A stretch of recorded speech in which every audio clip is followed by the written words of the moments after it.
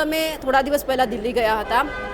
આ વખતની રણનીતિ શું છે? કારણ કે મહા અધિવેશન મળવા જઈ રહ્યું છે। અમુક નેતાઓની પસંદગી જ્યાં કરાઈ હતી, તમે અને નૌશાદભાઈ બંને ગયા હતા, ત્યારે શું વાતચીત થઈ હતી? સંગઠનની અંદર જિલ્લા અને શહેરોના પ્રમુખોને સ્વતંત્રતાથી કામ કરી શકે અને આવનાર દિવસોની અંદર હું માનું છું કે સમગ્ર દેશની અંદર સંગઠનની અંદર અનેક ફેરફારો આવવાના છે। આ વખતનું જે મહાઅધિવેશન 64 વર્ષ બાદ જે મળવા જઈ રહ્યું છે, હવે 2 દિવસ દરમિયાન ભાજપને કેટલી માત આપી શકશે? કોંગ્રેસે ક્યારેય પણ આ દેશની અંદર સત્તા માટે લડાઈ નથી લડી। એટલે લોકોને સાચી દિશામાં, મૂળ દિશામાં લાવવા પ્રચાર પ્રસાર કરો અને લોકોના હક અને અધિકારો માટે કોંગ્રેસ સંઘર્ષ કરે। રાહુલ ગાંધી તો મહેનત કરી રહ્યા છે લોકો સુધી પહોંચવામાં, પણ કોંગ્રેસના નાનાથી લઈને મોટા નેતાઓ આ મહેનત કરી રહ્યા છે લોકોને સાંભળવાને, લોકોને ન્યાય અપાવવા માટે। આપ જુઓ છો કે કેટલાક રાજ્યોની અંદર ભારતીય જનતા પાર્ટીની અંદર કોંગ્રેસના અનેક નેતાઓ જોડાયા કે નેતાઓ ગયા, કોંગ્રેસનો કાર્યકર્તા નથી ગયો। કોંગ્રેસ જે છે એક મૂવમેન્ટ છે, કોંગ્રેસ એક વિચારધારા છે, એક આઇડિયોલોજી છે, કોંગ્રેસ આંદોલન છે। નમસ્કાર, આપ જોઈ રહ્યા છો નિર્ભય ન્યૂઝ અને હું છું આપની સાથે રીતિ। 64 વર્ષ બાદ ગુજરાતની અંદર કોંગ્રેસનું મહાઅધિવેશન મળવા જઈ રહ્યું છે। હવે ક્યાંક એવું લાગે છે કે કોંગ્રેસ ફરી એક વખત, એટલે કે 30 વર્ષ પહેલાં જે રીતે મજબૂત હતી, ફરી એક વખત મજબૂત થવા માટે આગળ વધી રહી છે। મારી સાથે અત્યારે કોંગ્રેસના નેતા હિંમતસિંહ પટેલ જોડાયેલા છે, તેમની સાથે સીધી વાતચીત કરીએ, કારણ કે થોડા દિવસ પહેલાં તેઓ દિલ્હી પણ ગયા હતા। જે જિલ્લા પ્રમુખોને દિલ્હી બોલાવવામાં આવ્યા હતા તેમાં એમનું નામ પણ હતું, તેમને પણ સાંભળવામાં આવ્યા છે। સૌથી પહેલાં એમની સાથે જ વાતચીત કરીએ। સૌથી પહેલાં તો તમે થોડા દિવસ પહેલાં દિલ્હી ગયા હતા। આ વખતની રણનીતિ શું છે? કારણ કે મહા અધિવેશન મળવા જઈ રહ્યું છે। અમુક નેતાઓની પસંદગી જ્યાં કરાઈ હતી, તમે અને નૌશાદભાઈ બંને ગયા હતા, ત્યારે શું વાતચીત થઈ હતી? દિલ્હીની અંદર જે રાહુલ ગાંધીજીએ જ્યારે અમદાવાદમાં આવ્યા હતા ત્યારે એમને વાત કરી હતી કે જિલ્લા અને શહેરોના જે પ્રમુખો છે, જે સંગઠનની અંદર જિલ્લા અને શહેરોના પ્રમુખોને સ્વતંત્રતાથી કામ કરી શકે અને વધારે એ સંગઠન મજબૂત બને અને વધારે એમને સત્તાઓ આપી શકાય કે જેનાથી એમના બ્લોક અધ્યક્ષો છે, સંગઠનો છે, એની અંદર એ લોકો નિર્ણય લઈ શકે અને નિર્ણય લઈને સારી રીતે કામ કરી શકે અને હાઈકમાન્ડનો એમાં હસ્તક્ષેપ ઓછામાં ઓછો થાય, જેનાથી બંને વસ્તુ થાય।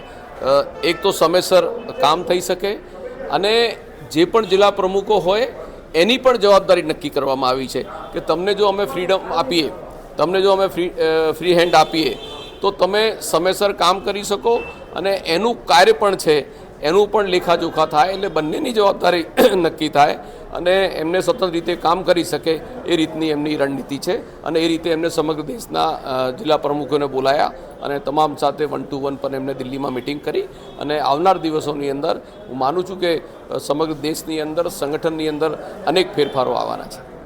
એટલે આવનાર સમયમાં ફેરફાર આવશે। આ વખતનું જે મહાઅધિવેશન 64 વર્ષ બાદ જે મળવા જઈ રહ્યું છે, હવે 2 દિવસ દરમિયાન ભાજપને કેટલી માત આપી શકશે? કારણ કે બધા જ નેતાઓ આવવાના છે, નવી નવી રણનીતિ પણ ઘડાશે। હવે જો કોંગ્રેસની જે સ્થાપના થઈ છે, આ દેશની આઝાદી અને સ્વતંત્રતા માટે કોંગ્રેસ પાર્ટીની પૂજ્ય મહાત્મા ગાંધી અને સરદાર વલ્લભભાઈ પટેલ સાહેબે સ્થાપના કરી। આ ઐતિહાસિક ક્ષણ છે કે જ્યારે પૂજ્ય મહાત્મા ગાંધી 100 વર્ષ પહેલાં એમના અધ્યક્ષ સ્થાને અહીંયા કોંગ્રેસ પાર્ટીની જે મિટિંગ થઈ હતી, આજને 100 વર્ષ થયા છે। એ જ રીતે સરદાર વલ્લભભાઈ પટેલ સાહેબની 150મી જન્મ જયંતિનો ઉત્સવ આપણે ઉજવી રહ્યા છીએ। ત્યારે કોંગ્રેસે ક્યારેય પણ આ દેશની અંદર સત્તા માટે લડાઈ નથી લડી। રાહુલ ગાંધીજીએ ગુજરાતમાં પણ વાત કરી હતી કે આપણે લોકોના હક અને અધિકારો માટે, વંચિતો માટે, છેવાડાના નાગરિક માટે, પ્રજાના પ્રશ્નો હોય, કોઈ પણ યુવાન હોય, રોજગાર હોય, ખેડૂત હોય, નાના ધંધા રોજગારવાળા હોય, એના હક અને અધિકારો માટે કોંગ્રેસે સંઘર્ષ કરવું જોઈએ, આંદોલન કરવું જોઈએ, લડવું જોઈએ અને એમને ન્યાય મળે એટલા માટે એમને ભારત જોડો, હું માનું છું કે પૂજ્ય મહાત્મા ગાંધી પછી કોઈ પણ રાજકીય પક્ષના વડા એ આ દેશની અંદર રાહુલ ગાંધી જ હોઈ શકે કે જેને ભારત જોડો ન્યાય યાત્રાની અંદર કન્યાકુમારીથી કાશ્મીર સુધી પદયાત્રા કરી આ દેશના કરોડો નાગરિકોની વચ્ચે ગયા। ખેડૂતો હોય, યુવાનો હોય, મહિલાઓ હોય, બાળકો હોય, તમામ ક્ષેત્રના સાથે એમને સંપર્ક કર્યો અને સંઘર્ષ કરીને આજે તમે જુઓ છો કે આ દેશની અંદર પાર્લામેન્ટની અંદર પણ લોકોનો અવાજ એ ઉઠાવી રહ્યા છે। ત્યારે પહેલાં સંગઠન મજબૂત થાય, કોંગ્રેસની જે આઇડિયોલોજી છે, વિચારધારા છે, આ દેશની અંદર જુદા જુદા રાજ્યો છે, જુદી જુદી ભાષાઓ છે, જુદા જુદા ધાર્મિક રીત રિવાજો છે અનેકતામાં એકતા એ જ અખંડ ભારત છે. અને કોંગ્રેસ પાર્ટી એ જ રીતે જે નફરત ચાલી રહ્યું છે, ક્યાંક જાતિના નામે, ક્યાંક ધર્મના નામે રાજકારણ ચાલી રહ્યું છે, એનાથી જે મૂળભૂત જે લોકોના હક અને અધિકારો છે, લોકોને રોજગાર મળવું જોઈએ, મોંઘવારીમાંથી મુક્તિ મળવી જોઈએ, આજે લોકોનું જીવન ખુશાલ હોવું જોઈએ, આ બધી જે બાબતો છે એનાથી ક્યાંકના ક્યાંક ભારતીય જનતા પાર્ટીની જે અનેક નિષ્ફળતાઓ છે એ લોકોની ક્યાંકના ક્યાંક ભ્રમિત પ્રચાર કરીને લોકોનું ધ્યાન ભટકાવવાનો પ્રયાસ કરે છે. એટલે લોકોને સાચી દિશામાં, મૂળ દિશામાં લાવવા પ્રચાર પ્રસાર કરો અને લોકોના હક અને અધિકારો માટે કોંગ્રેસ સંઘર્ષ કરે, એ દિશામાં એમને આહ્વાન કર્યું છે. અને હું માનું છું કે અમે લોકોની સાથે જઈશું, લોકોની સાથે જઈને લોકોના અમારો જે અભિયાન છે પ્રચાર પ્રસારનો, સંપર્કનો, જનસંપર્કનો, એને વધારીશું તો ચોક્કસ ગુજરાતમાં અને આખા દેશમાં સારા પરિણામો આવશે. રાહુલ ગાંધી તો મહેનત કરી રહ્યા છે લોકો સુધી પહોંચવામાં, પણ કોંગ્રેસના નાનાથી લઈને મોટા નેતાઓ આ મહેનત કરી રહ્યા છે લોકોને સાંભળવાને, લોકોને ન્યાય અપાવવા માટે.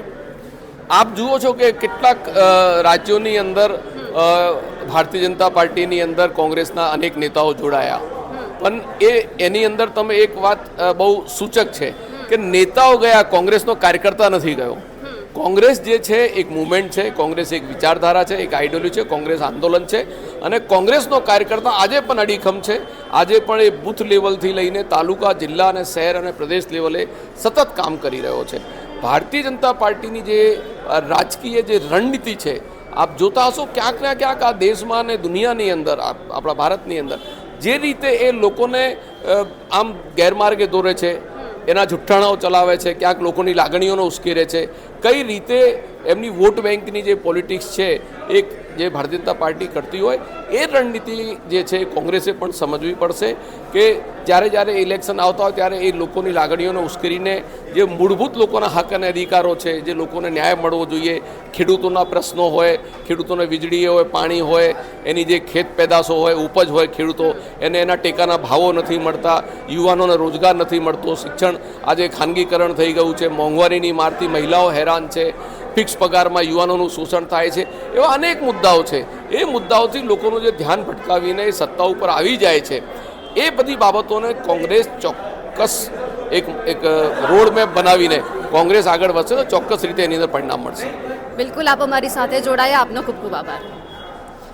તો હવે એ જોવાનું છે કે રણનીતિ ઘડાવવા માટે કોંગ્રેસ તો તૈયાર છે, ભાજપને માત આપવા માટે પણ કોંગ્રેસ તૈયાર છે, પણ હવે એ જોવાનું છે કે કોંગ્રેસની જે વિચારધારા છે તેમનાથી લોકો કેટલા પ્રેરિત થાય છે અને સૌથી પહેલાં તો એમના કાર્યકર્તાઓને, નેતાઓને કઈ રીતે સમજાવે છે. કારણ કે આપણે જોયું છે આગામી સમયની અંદર કે ચૂંટણી જ્યારે આવે છે ત્યારે જે કોંગ્રેસના નેતાઓ હોય છે વંડી ઠેકીને ભાજપમાં જતા રહે છે, તો પછી કઈ રીતનું ભાજપનું જે આ સંગઠન છે અને ખાસ કરીને તોડવા માટે કોંગ્રેસ આ મહેનત કરી રહી છે, તો પછી કેટલી એમાં કામયાબ થાય છે. અમારા અહેવાલને લઈને આપનું શું કહેવું છે કમેન્ટ કરીને ચોક્કસથી જણાવજો. સાથે જ અમારી નિર્ભય ન્યૂઝ ચેનલને લાઇક, શેર અને સબસ્ક્રાઇબ કરવાનું ભૂલશો નહીં. નમસ્કાર.